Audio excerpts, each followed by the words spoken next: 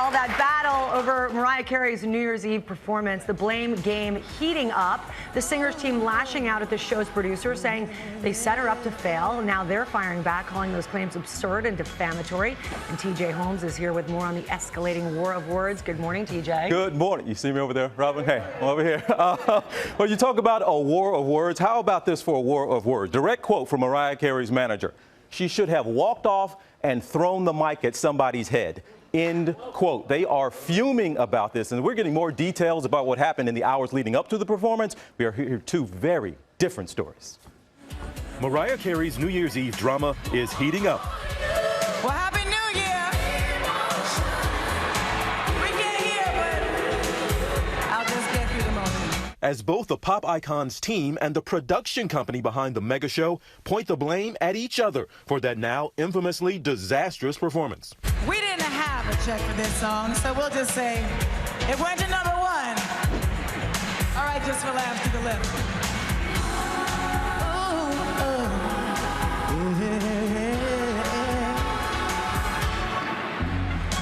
I want a holiday too.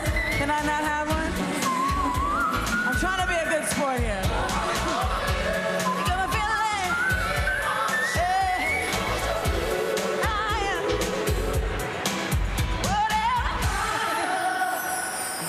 Was amazing.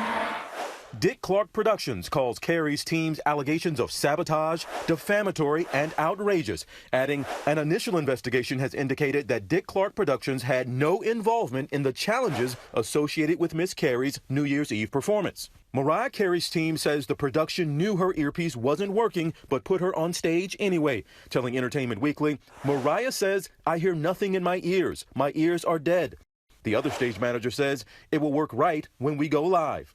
Her team calls the situation disgusting. We're missing some of this logo, but it is what it is. But a source close to the production tells ABC News that the 5-time Grammy winner did not rehearse, saying she showed up for sound check, but she had a stand-in, and that Carey was given another opportunity to rehearse before her performance, but chose not to. Carey's team says that's not true and tells ABC News that Mariah did in fact rehearse at 3 p.m. She went through vocals and her team ran through sound. All was well at rehearsal. She was prompt for rehearsal and her performance. Everyone knows that the stakes are incredibly high. This is live television. You want to get it right, and it is so important for them to have a sound check and a proper performance so they can kind of work out the kinks. Bring the fellas on, yes! And it just don't get any better.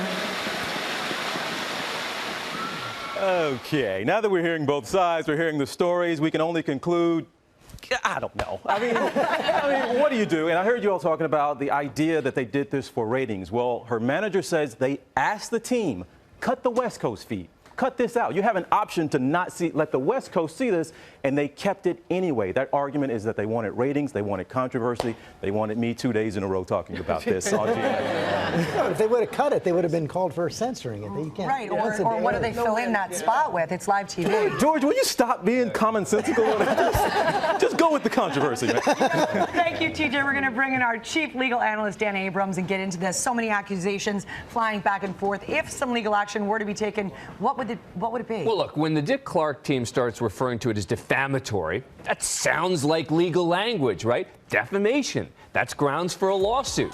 And if they were to sue, it would be to demonstrate that what was said about them was both false and led to damages.